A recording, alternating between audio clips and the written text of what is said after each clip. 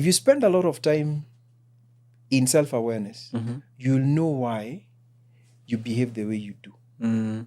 Because sometimes you want to please someone because they create in you a feeling of worth. You feel like they see you. Yeah.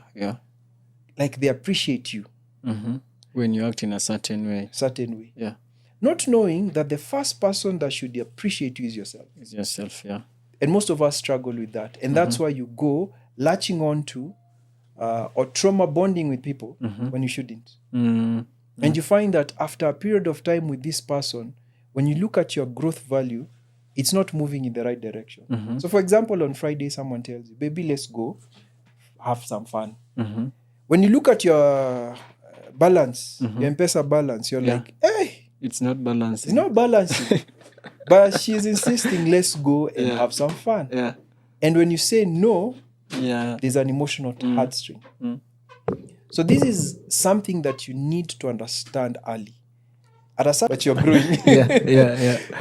So what happens? You start to get into communities of people, and then you find someone who's doing a project here, and then you're like, oh, can I come in? And then they're like, you're still learning, but let's come. I'm not paying you anything. So you're still struggling. And then you're so diligent in what you're doing, and you're curious to learn. And the person is like, kuna project nafanya, come, I'll pay you 2K. Yeah, okay, I'll be there. So instead of demanding to be paid for the value you don't provide, you keep create learning value, and create value, and someone sees and feels like, I need you to be present because you have value that you're showing. Yeah. And then if you keep consistently at it, at a certain point, someone will say, see, you just come and do the whole thing. I don't need to give that guy 100K. I can give you 50K. You're like, yeah. So, but here's where the catch comes. Because when people earn 50K, they remember their friends. Let's go have fun. Oh, yeah. Instead of investing and putting this money, and I'm still struggling and putting it for the future so that I can... Hello, guys. Welcome back to Beyond Adversity podcast. So today we are so excited to invite our very own Edwin, Moinde. So he is an author. He's a habit coach. Without saying more words, I'd love him to, get to introduce himself to you. Awesome. Thank you first of all for introducing me and allowing me to spend some time with you guys. This is a space that I'm excited about. Edwin Moindi is my name. I am a habits coach, among other things.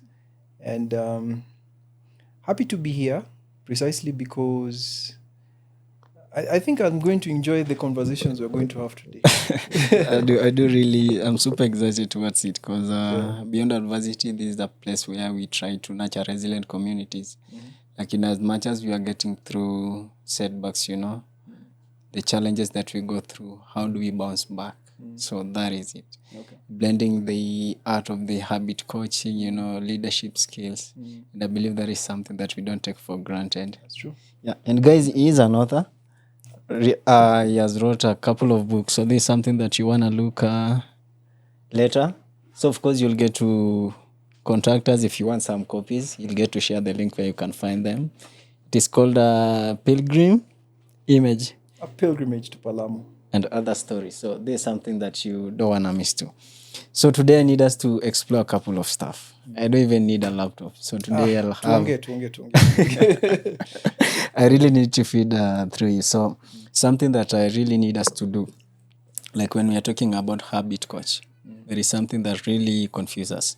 So how can I be me without my job, without money, or even titles?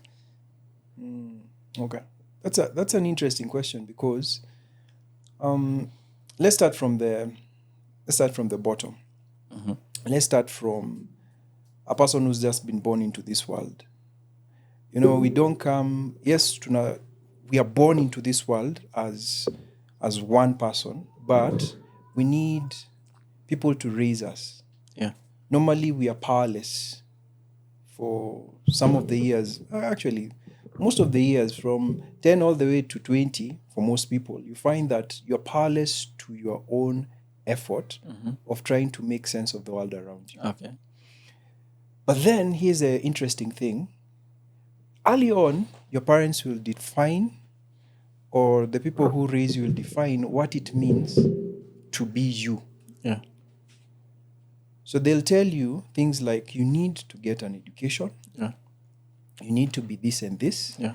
in terms of your principles, how you show up, how you function, etc. Mm. And this becomes the identity that you fold for yourself, or you Yeah. create for Yeah. yourself. It does not necessarily mean that it's the truth. Mm-hmm. It does not necessarily mean that this is Alphonse. Mm-hmm. But it's what, first of all, your parents desire of you. Mm-hmm. And then secondly, what society deems is appropriate for you. And then thirdly, what you, based on their reaction, deem is essential for you. Mm-hmm. So you start to form an identity that crafts out what you are in the world around you, Okay. how you relate with the people around you, how they should relate with you. Mm-hmm. Now, you ask about how can I live without a career, without all these things. It becomes very difficult if you've not taken time to stand away Yeah. from how you have been raised. Okay. So for most of us, it comes to a crashing halt when there's a crisis. Mm-hmm. So for example, for some people, they'll be told, you need to be a doctor, you need to be this and this. Yeah. Yeah. For some people, it's easy. They don't have to struggle. Yeah. So they end up taking that career. Mm-hmm. And for some people, you get to a certain point, you say, the education is not for me. Mm-hmm. That's already a crisis, because Yeah. you come to realize what was defined for you can't work. So you start to grapple in the dark, and you say, me, maybe I like arts, so I'll do this. Or maybe, so you find your way. Mm-hmm.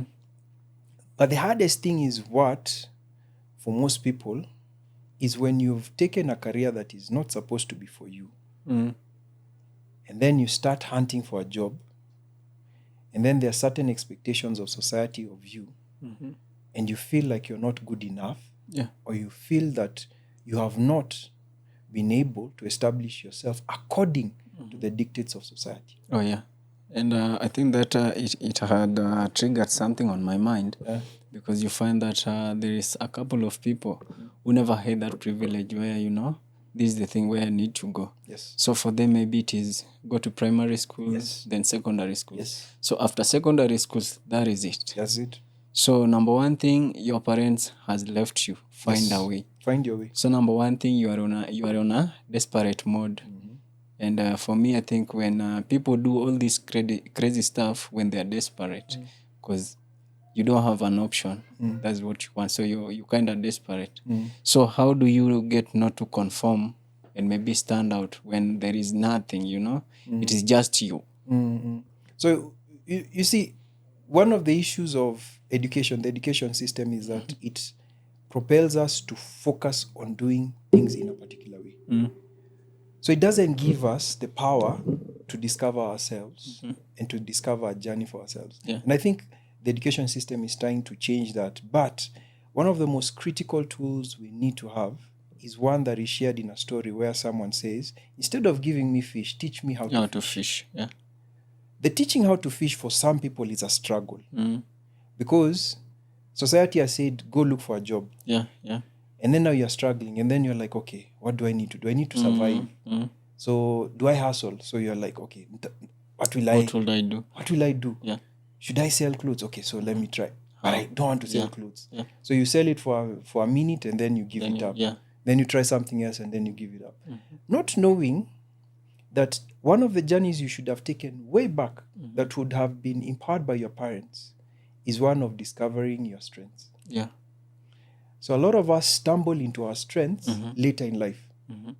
And for some people, it's because you have been using the wrong power to achieve certain things with a struggle. And your strength is something that you do so easily. Like for some people, you'll be told, we fanya hivi, hii ni kitu najua. This is something that you know you should be doing it. And you're like, no, it won't give me money. We've been programmed to think that we have to look for money so that we can survive. Oh, yeah. So how do we tap into our inner strengths? Okay, that's interesting. Most times, if you ask and if you interrogate, you'll always know what you're good at. The problem is most people are told what you're good at will not make you money. Yeah. And how would you know? You start naturally with what people used to tell you are good at early in life. Okay, so for some people, because of the limited discovery patterns that we take, because here's the thing.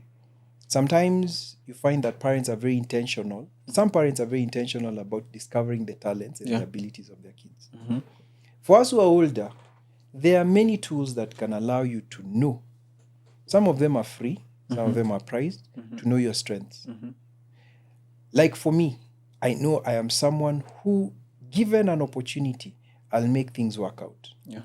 So if you come with a project and say, Edwin, I'm thinking of ABCD, I can actually execute it within a very short time. So I know I'm a process person. Yeah. Back in my life, I used to be an auditor and all these things, and I would flow with that. So all of us, if you sit with yourself long enough, you'll find there's a small thing that you're good at, and then you go investigate. So number one, I'd encourage a lot of us to use the myriad of tools that are out there to discover your strengths. They are there. Some of them are very free. A lot of us will say, wacha niende ni hustle. Let me go and hustle and find my way. Yeah. Not knowing that the first battle you need to fight is internal. Knowing yourself. Know thyself is actually self-awareness. Yes. Yeah. When you know yourself, it's easier to show yourself with value to the world. I think some of the things that we struggle with is self-awareness, because how do I know myself? Like when we go back to the history, it was easier for people to identify who they are, because maybe, for instance, roles or maybe titles were being defined by roles. Maybe you are a dad because you provide, you are a dad because you put a roof, you are a dad because you provide security. But nowadays you find that all these things, mommy can provide a bacon for us to eat, mommy can provide security, she has a gun, maybe she can do all this. So roles are kind of interchanged in a way. So how do we get out of this confusion? Okay. Yeah. So that's an interesting question. One of the things I do as a habits coach is I tell people that there are close to 9 levels of different things that you can, or pillars of life. Family is really important. And there are those who, not even those, it's instinctive for all of us. You want to be a father, you want to be for the ladies, you want to be a mother at one point in life. And I assume in this day and age, there are people who don't want to be parents. Yeah. But having said that, those are roles that we define later, not earlier in self-awareness. So roles are imposed on us most times by society. Yeah.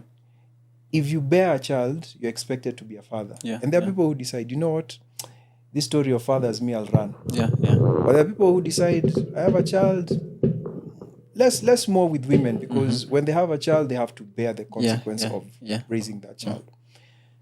But that is separate from self-awareness.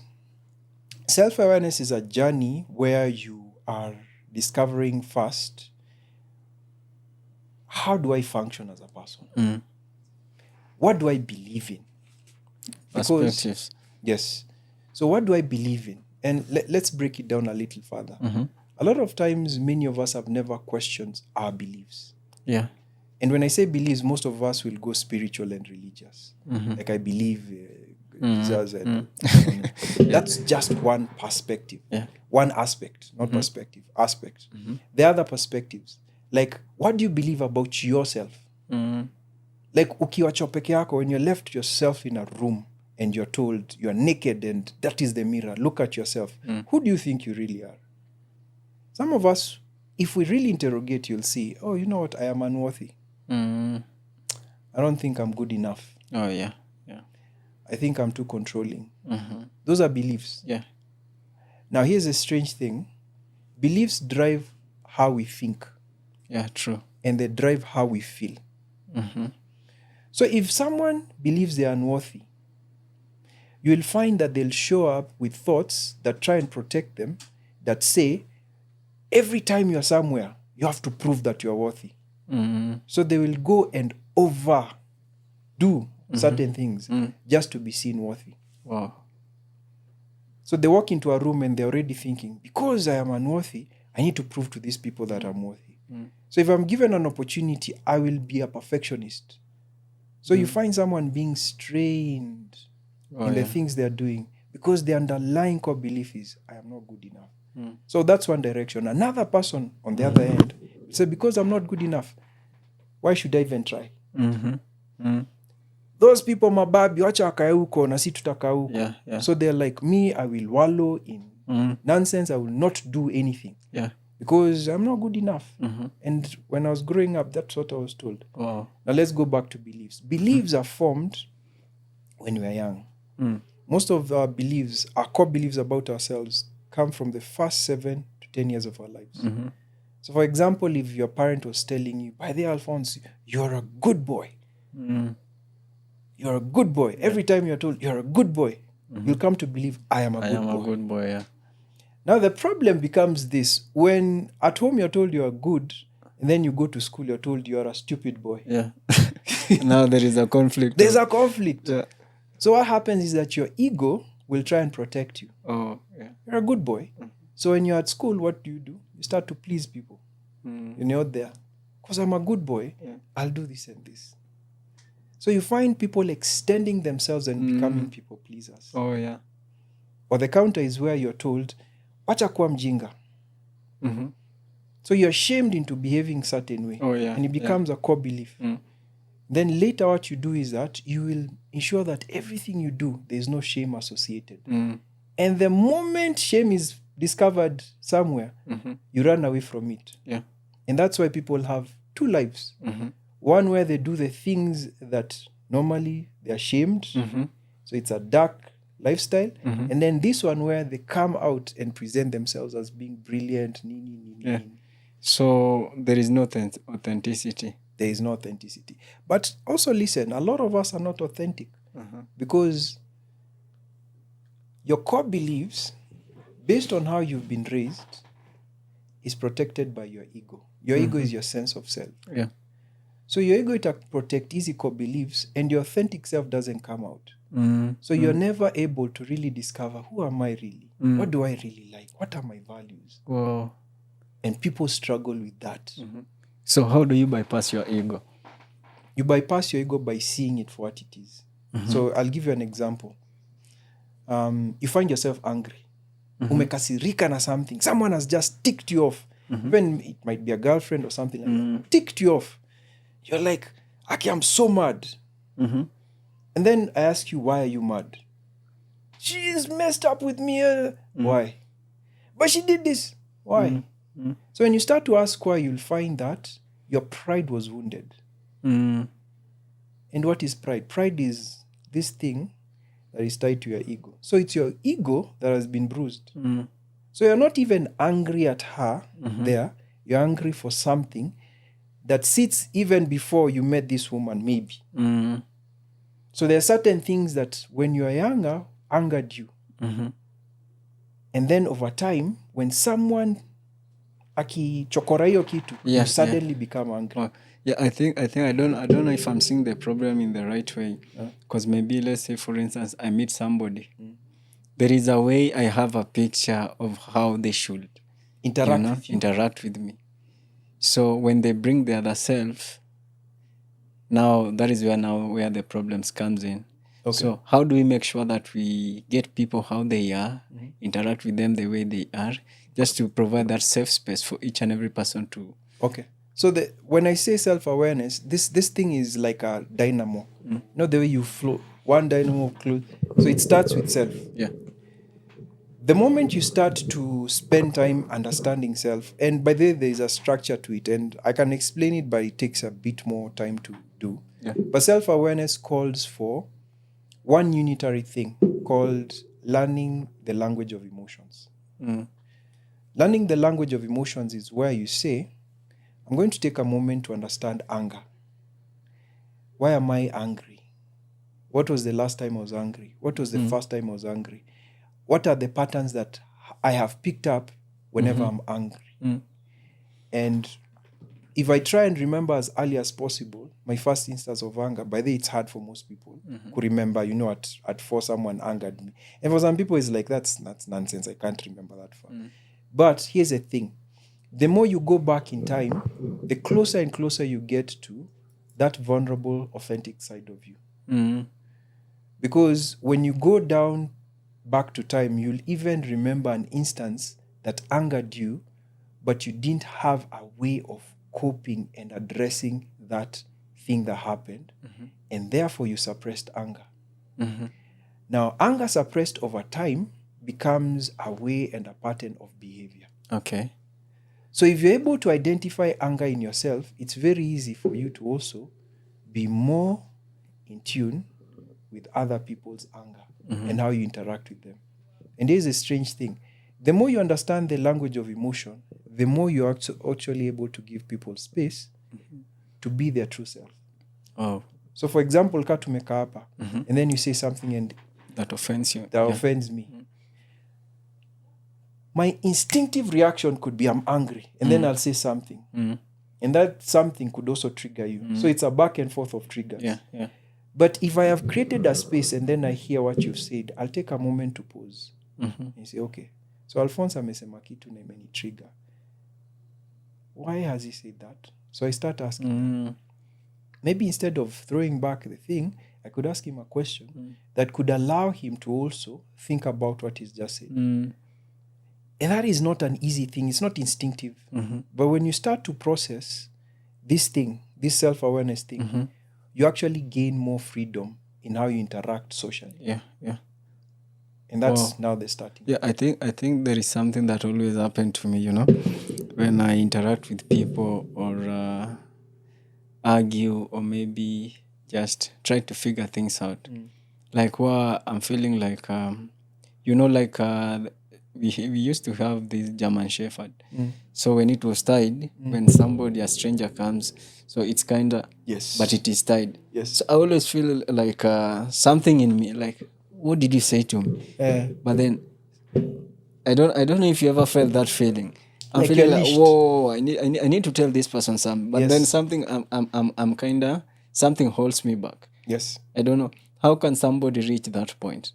Because I do sometimes I do feel it's hard because somebody tells me something. Literally, if you check, I see they are wrong. And this is and it is part of, like protecting my boundary. Yes. So I'm like, you passed this. But then if I react, I feel like it's not going to be. So I'm like, Yeah. I tie myself. So how does somebody maintain that? So there are two types of boundaries that most people don't really appreciate, because normally we say, you've crossed my boundary. Yeah. Why have you crossed my boundary? So there are ego-based boundaries and value-based boundaries. Okay. Ego-based boundaries are those that are tied to our emotional reactions. Okay. And they are emotionally charged. So when someone does something, Yeah. you're like, You feel like, yeah, you can. what have you just said, man? Why have you crossed my boundary? Yeah. And then now value-based is where you say, this is the person I am, and this is the way I'm going to live. And when you sit by your values, like for example, you can say, I am a caring person, and that is my value. So when someone comes and interacts without boundary, you are able to decide based on principle how you interact with them. So it's not emotionally charged. And to get there is also a journey. We are more ego-oriented, meaning that you are triggered by your ego. Your ego is tied to your core beliefs, and your beliefs are the ones that are driving you to create boundaries in how you interact with people. Yeah. I think one of the best things guys we can get to do is to know ourselves. Like, who are you? How do you get to know yourself? That is something that I believe. Make sure that you give us on the comment what you feel like. This is who I am, and this is something that somebody can need to do to know who they are. Because our self-identity also kind of interrupts with our habits. So who I am will automatically appear in my habits, right? So how do we get to tap into habit that changes our life positively? Okay. So it's interesting you say habits, because one of the things I keep encouraging people to see is that we are very habitual. Habits are things that we do unconsciously. And we do a lot of things unconsciously. Let me just give a list of them. How you think can be very unconscious. How you feel can be very unconscious. But most of us want to relate habits to the actions that we take. Like I want to wake up and then go to the gym. Yeah. But then I ask this question, before you go to the gym, what did you feel? What did you think that stopped you from going to the gym? Because those are already habits. So until you change the habit of how you feel and think, you will not change the action of going to the gym. Oh, yeah. So then it becomes this thing, ukiamka, when you wake up in the morning, what's the first thought that comes to mind? What do you feel in the morning? So if out of 30 days of the month, 15 of them you're waking up to gloom and doom, you're feeling just sad and depressed, that's already an instinctive habit that you have. So you have to watch that particular habit by countering it with something else. Because here's the thing. If you're feeling sad and it's habitual, to change a habit, you have to introduce something else that allows you to change. Because habits, what happens is that they have to be replaced. You can't just do away. Yeah. Like you can't suddenly say, I'll stop being sad. It sounds strange, yeah? Sad. You have to introduce something that makes you feel differently. Yeah, but then something that I felt with maybe habits, smoking is a habit, right? Yes. So for me, I think when we're talking about habits, because I used to smoke a lot. So, but then something happened. So that is from my personal experience. Yes. Like when you are habitual with something, so something negatively happens, then it drives you off. Like for me, with my story is that it was a Sunday, so I used to buy for my people, like my friends. So we used to buy some bags. So I sent them out with some snacks. So when they came, I think they made some poison in it. So they were trying to poison me. Oh. So when I smoked, like it wasn't normal. So something happened in between, knowing that, oh, wow, I'm done, I'm not going to be normal again. But then when I came back to my senses, I never smoked again. Okay. Because of that scenario that happened. Yes. But then you find there are some of the people that they'll never experience maybe something that triggers towards their positive change. Yes. So how can such a person, It's interesting you say that, because that was a crisis point. Yeah. That was a life or death situation. Yeah. That forced you to become shift. conscious Yeah. of the habit. Yeah. Because you might find that smoking comes because of an emotion. So for example, anxiety. Anxiety triggers you to look for a smoke. Yeah. Smoking is actually an action in the habit. Oh. And then there's a reward. The reward could be the soothing feeling. Yeah, soothing feeling. Or you're feeling okay. So then the question is, when you're anxious, what is the thing that replaces it? Because that's what we need to address. Okay. Because anxiety is a trigger for you to do a certain action. Wow. And then the result is the soothing effect that you experience. So we have to be aware of those. Like, for example, when you wake up in the morning and you're sad, there's actually a kick for some people to being sad. Like, they love the feeling of having this control of sadness that comes over time. It could be from a place of anxiety, a place of worry, a place of I am hopeless, apathy. But it's a survival mechanism that the brain introduces to protect you. So then, one of the things that normally happens when you look at people who are able to recover and change their minds, crises are really good. And if it's not an external crisis, you have to introduce one yourself. So you, for example, will say, you know what? When I wake up, I'll be doing ABC. And originally, you might find it hard. For example, when I say people start journaling, someone will be like, journaling for what? Yeah. Not knowing the deeper sense of it. But what I would encourage most people, if you want to change a habit, you have to be conscious and present. Because habits are not changed when you're unconscious. Because habits are unconscious. Yeah. So you have to bring yourself to this thing where I say, nikiamka, kama na feel sad, hii ndio kitu itanisaidia ku raise my energy yangu. For most people, what we do is, unconsciously, when you wake up and you're sad, you take a phone. So the emotion of hopelessness, sadness, nini, you try and bring back control by going and scrolling. Yeah. What if for a moment you said, instead of scrolling, I'll put away this, because the reward of that is that at least you feel, unajua nime swipe hivi na ka dopamine kameni hit, so I feel niko na ka control kidogo. Yeah.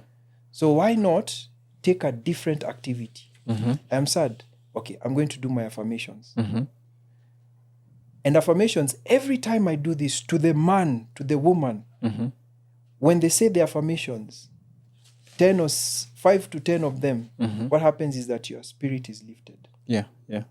So why not say your affirmations the first thing you wake up, and then it gives you a kick. So you've already replaced a particular habit.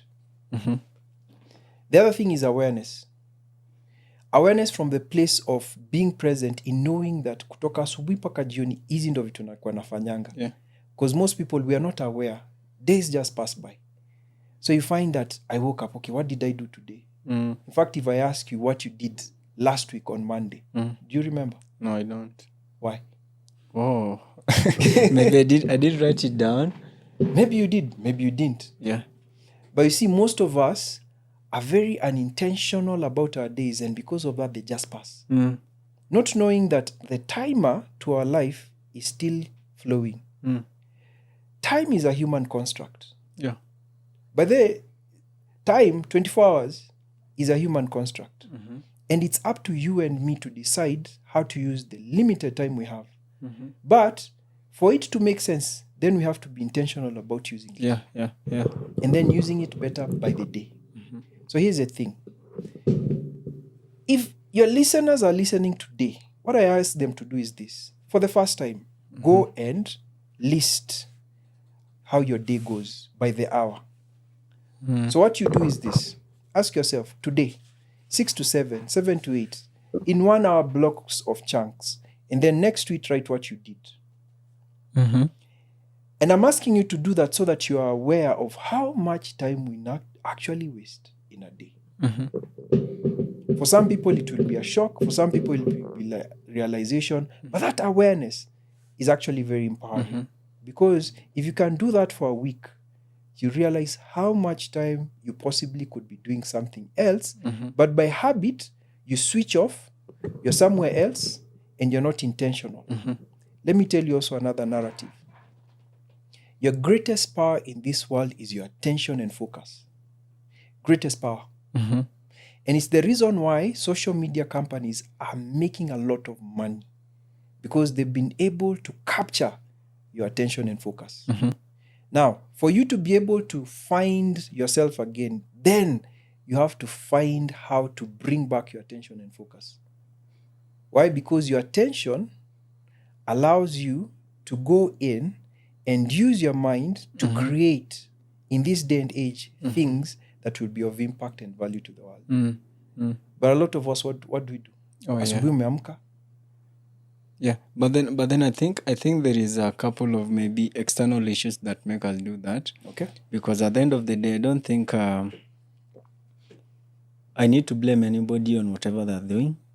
At some point, maybe we should. But then you find that when we're talking about the habits, like what do we do? So what really sparks them? So we have, you mentioned about the dopamine, like the will to do something. Like you find that we have a positive thing and a negative thing. So I don't know, is it from my side only that I do always find like naturally the negative things Comes easy. The dopamine, it's so easy. I don't know. It is easy because bad habits have instant gratification. Most bad habits, they're instant. Like swiping is very easy. Yeah. Like taking a hit and drinking something, instant. You get high immediately. Yeah. Taking money, once you earn some money and spending it, very easy. Instant gratification. Dopamine comes very easily. Now, gratification, delaying your gratification is one of the hardest things.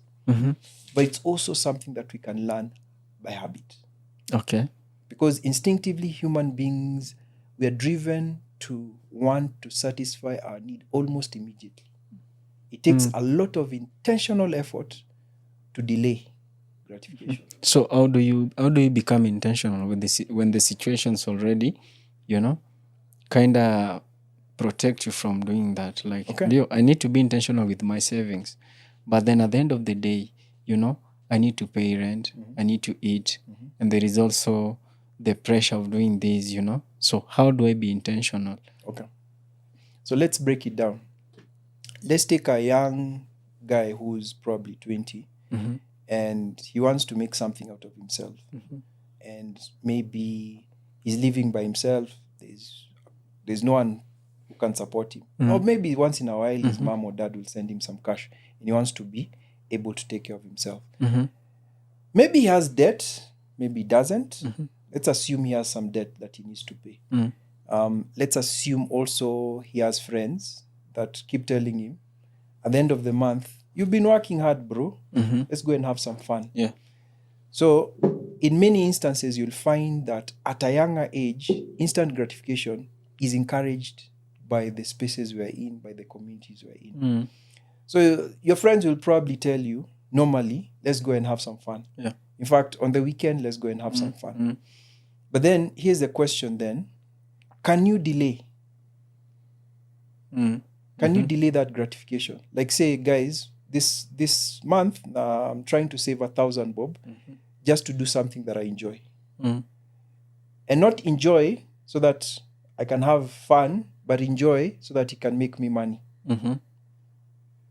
So that's one of the first thoughts that need to come into your life.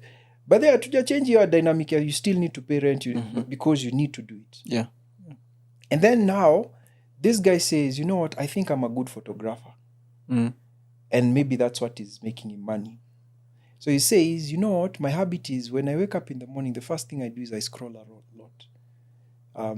But what do I scroll? So he starts to audit how he spends his time. And he realizes that instead of taking time to master his craft or even discover new ways of doing it, he's spending time instinctively swiping on media that is gossip-oriented. So at the end of the month, if I ask him, what new have you learned? He's like, I sijui. Do you follow people who can be able to help you grow? And the answer is 50-50. So one of the things I charge him to do is this. Do you know between January and December, you can double your value? Double your value in terms of people seeing that if they give you money, you're doing good for them. Yeah. Because that's where value comes from. But if I give you like 1,000 bob and you're doing nonsense, next time I won't come back. You won't give it to me. So you keep struggling to even meet your rent. True. But if I see the consistency of you, number one, okay, I might not hire you, but the content that you're creating, because you're a photographer, you go and you're, increasing, you're making it better, you're striving as much as possible, and you're doing it every day, meaning that you have the growth gene in you or growth desire in you. At the end of the month, you'll be at a certain level. That's number one. Number two, which communities are you in? Are you in a place where people can actually tell you your work is bad, keep improving? Because when you're there, what happens is your mind also grows. You're still struggling to pay your rent by the way. But you're growing. So what happens? You start to get into communities of people, and then you find someone who's doing a project here, and then you're like, oh, can I come in? And then they're like, you're still learning, but let's come. I'm not paying you anything. So you're still struggling. And then you're so diligent in what you're doing, and you're curious to learn. And the person is like, kuna project nafanya, come, I'll pay you 2K. Yeah, okay, I'll be there. So instead of demanding to be paid for the value you don't provide, you keep Create learning the value, and create value, and someone sees and feels like I need you to be present because you have value that you're showing. And then if you keep consistently at it, at a certain point, someone will say, see, you just come and do the whole thing. I don't need to give that guy 100K. I can give you 50K. You're like, so. But here's where the catch comes. Because when people earn 50K, they remember their friends. Let's go have fun. Oh, yeah. Instead of investing and putting this money, and I'm still struggling and putting it for the future so that I can buy some equipment here and there and keep growing. I think we do always have this thing like, guys, mindo lemse. So I think that is also something that we need to maybe consider in whatever that we do. So number one thing, self-awareness is very key. And number 3 thing, I think we need to be intentional and of course be and see what do we do, how do we interact with whatever that we are doing. And so something that I'm struggling with, that I'm trying to learn, is be confident in my decisions. Okay. Because all this stuff, when I talk about self-awareness, changing my habits, being intentional, all these, it's all about making decision. And sometimes, maybe you somebody does this for you and you're like, you've decided, I won't go there again.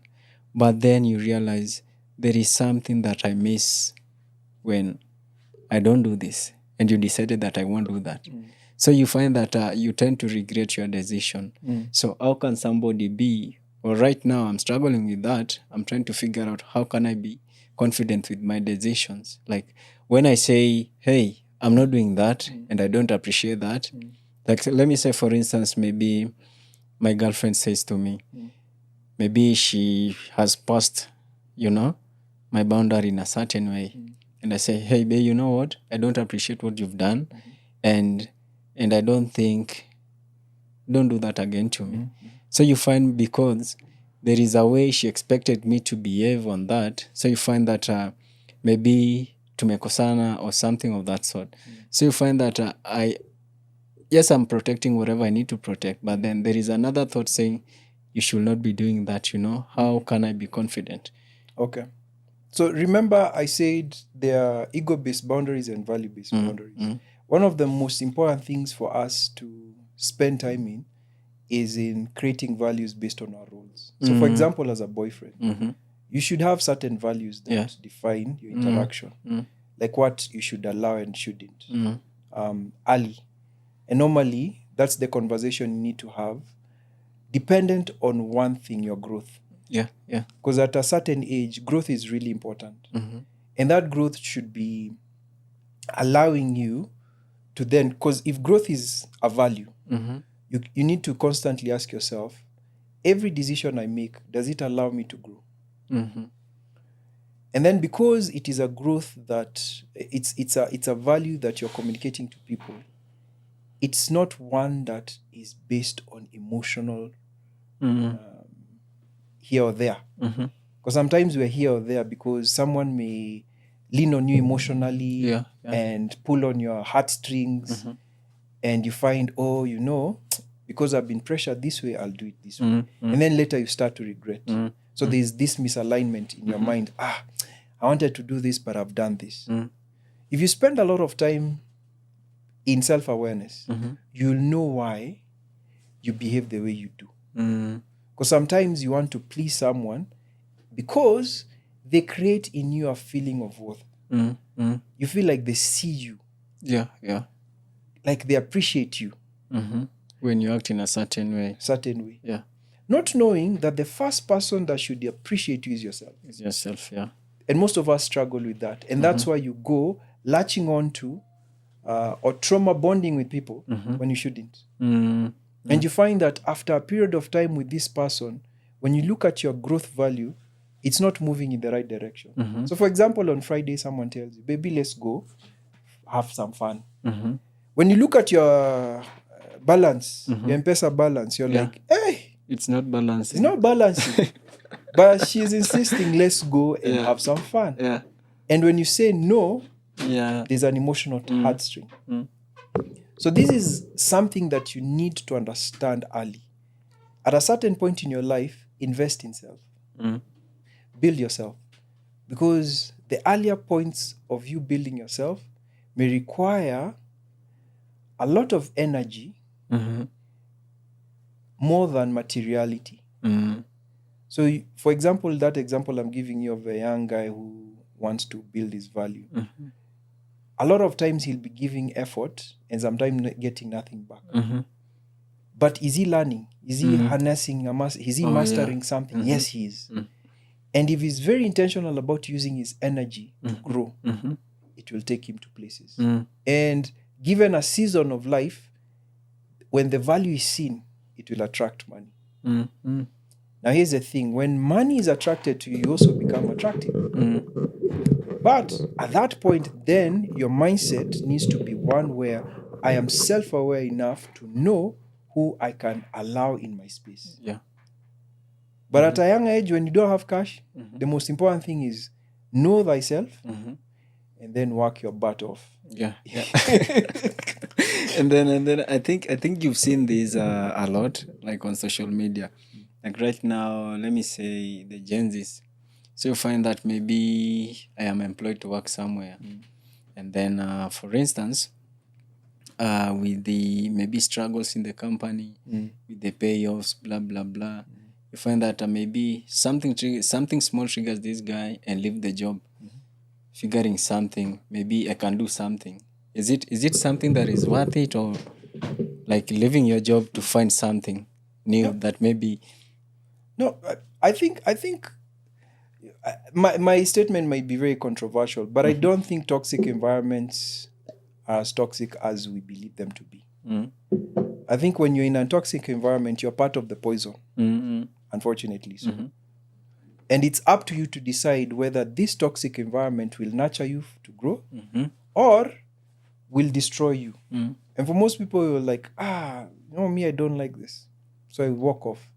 But you walk off not knowing that at a certain age, the most important thing is to grow. And there are people who would rather be in an environment where you might find someone who's a narcissist, but you're learning so much from them. Yeah. And if you have the intention of growth, not short term, but long term. Long term, yeah. You can invest the learning and the stress, because sometimes someone may be telling you, at 4 a.m., I want you to be here. And I want you to work all day. And you're like, but if you look at it with a different shade of lens, you might actually see your growth. Because by yourself, you'll not be able to master some of the things that are put to you. So the best example I'll give is, if you look at some people who have become very successful, globally successful, they had to sit under a master of a certain area, and those people were not appetizing. Because some people who are really good at certain things, they are not. They don't. Yeah. They come off as narcissists and that kind of thing. Yeah. So one of the things I will encourage people to do is this: try and understand who you are in the environment you're in and how you react to the toxicity in that environment. Does it anger you? Does it make you resentful? Does it... Because those are emotions that are from you, not from the environment because we choose to react based on the environment. Like, for example, if you come to me and insult me, I am the one to choose to be angry, to be resentful, or to even give you a hug.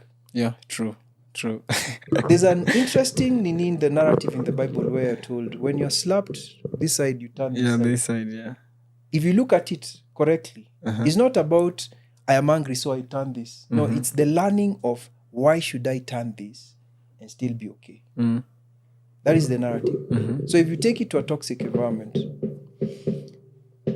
you may decide, this environment I can't stay.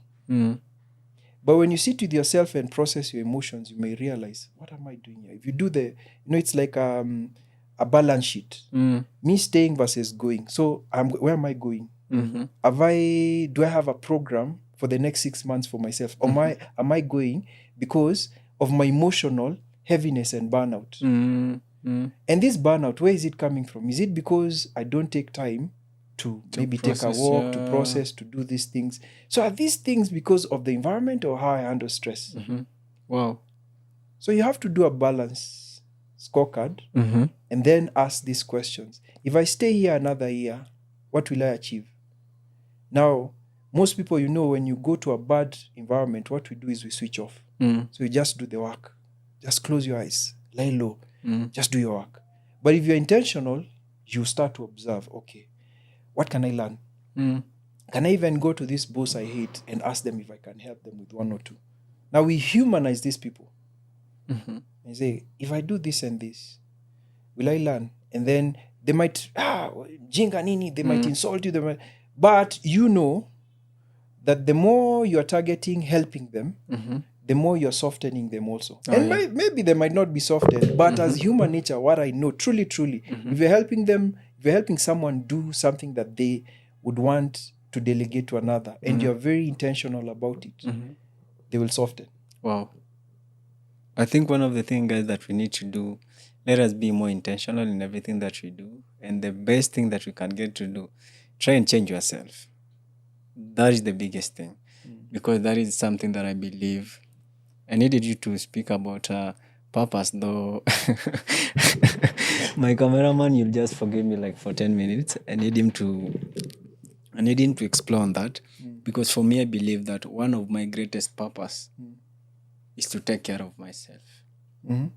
That is how I believe. That is my belief. Okay. Like for me, I believe that when I take care of myself, number one thing, I am not a burden to my parents. Okay. That is number one. Okay. When I talk about that, I'm talking about my health issues, finances, like taking care of myself. And number two thing where I'm saying that it is a hard job, like, to unlearn some of the things that I learned. And I believe something that one of the greatest things that can happen to us is to identify our purpose and execute it. So with all this, how can youths, maybe somebody listening to this, find their purpose and make sure that they execute it? The first word that came to mind is curiosity. Yeah. Harness curiosity. Most of us, we just let things happen on us. Some of the greatest minds that were able to achieve anything of impact in this world achieved it because of curiosity. Like, things are working this way. Yes, they're working this way, but I'll be curious to discover more. And when I go into this rabbit hole, I might actually discover something that I enjoy in this. Now, if you look at, let me use an example for those who read and spend time reading. Charles Darwin, Evolution. Yeah. He spent a very long time in a ship.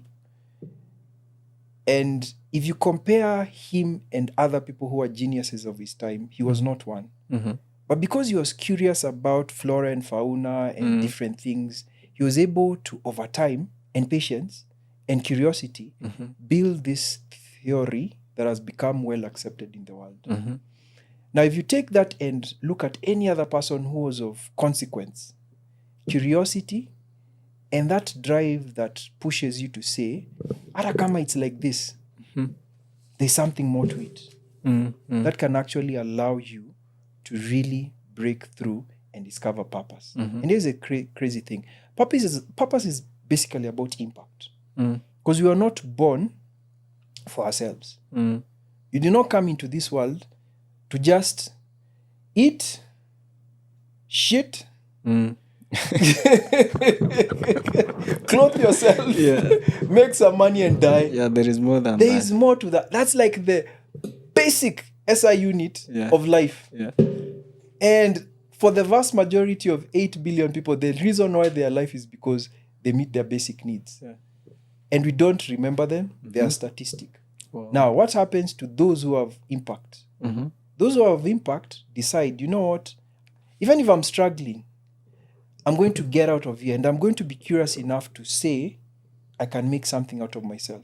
And if you look at any story of any person who has been recorded in history, who made impact, is because they were curious enough to remove themselves from the environment they were in into something better. Wow. I think that's something that that was so powerful, because the journey matters. I think regardless of whatever that we are passing through, is that we need to maybe know whatever we've passed through. Because for me, I believe that we should be healing before building. Like when I need to go to something, what really happened before I start building this? So maybe you can say something to that. So most people think that healing happens separately. So you silo yourself, you close yourself up and heal, and then you come, now you build. This can actually be done at the same time. And let me explain further. If you introduce specific habits in your life on a daily basis, like for example, the reflection that happens, the meditation, the affirmations, over time, you'll see your mind shift. And if you're able to introduce something like emotional processing every 30 minutes, every day, over time, because this is a habit, it's like going to the gym for the mind. Yeah. you're still living your life. Mm. And you're still maybe going to those environments that are toxic. Mm. Something will start to let go. Mm. Because the journey of healing is one of letting go. Yeah. It's one of forgiveness. Forgiveness is one of the most powerful things we need to do in our lives to change. Forgiveness of self first. Yeah. Because there's a lot of finger pointing that starts with you to think you're unworthy, to think you're an imposter, to think all this. So forgiving self and then forgiving those who have hurt you in your life allows you to rise up and be lighter for the journey that you need to take. But it needs to be tied into your day. Not that now you go up the mountain and stay away for 6 months. You still have to live basic. We do talk about the retreat. Yes. But then a retreat, hiyo itafanyika. But you need to seclude in a day. A moment where you can reflect. A moment where you can sit with yourself and say, away from the phone, away from all these things that I'm doing habitually, so that I can be present and process my day. Like, what was my day? Nini nimefanya leo? Yeah. Have I been good? Have I done bad? Am I living by my values? Am I affirming myself? And then when you start to become aware of how you are living, it allows you now to introduce small changes in your life, because change will happen by micro habits, small things, not great intense things that Leo sasa, I am going to be a runner. Yes. Then you run for 46 kilometers. Then you die tomorrow.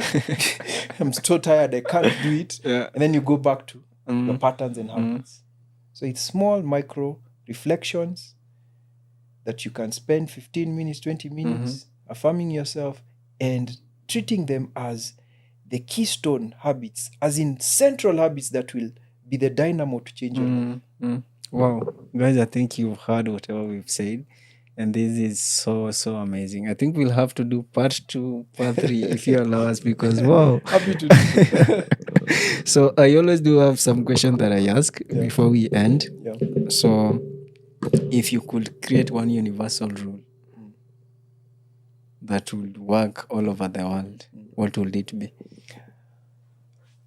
One universal rule Yeah. that would work all over the world without anyone breaking it. Yeah. Like gravity. Yeah. Okay. What would it be? Yeah. What will it be? Self-awareness. Wow. So guys, now you understand that each and everything starts with self-awareness. Like, know yourself, know whatever you are doing. So in short, be intentional. So make sure that you give us your comment, whatever you think about self-awareness. So of course, you are an author. Yes, sir. There's something that I do really appreciate in the room, because I aspire to write a couple of stuff as well. So maybe you can just tell my audience where to find the books, where to find you on social media. And of course, we are going to share the links. Yeah, but you can just mention that. Okay, so habits with Coach Edwin on TikTok. I'm also on Instagram. I do a lot of writing on LinkedIn. I also have my own personal website, edwinmoindi.co.ke, where many of those links can be sourced. The book is at Nuria, about to release my third book also, which is a follow-up to this one. 10 stories are in this book, and each of them helps us become more intentional about our lives when you look at those stories specifically. Yeah. So for anyone who has read The Alchemist, so if you know about Alchemist, I think if you read this book, you'll get to relate something. Yes. Yeah, because I think I went through it and it kind of connects something. Yeah. So I do really appreciate that. So thank you so much, and I'm so blessed to have you in the room. Asante sana for having So guys, make sure that you subscribe, share with your people, and see you next time, guys. Thank you so much. Oh, thank you. That was a nice one.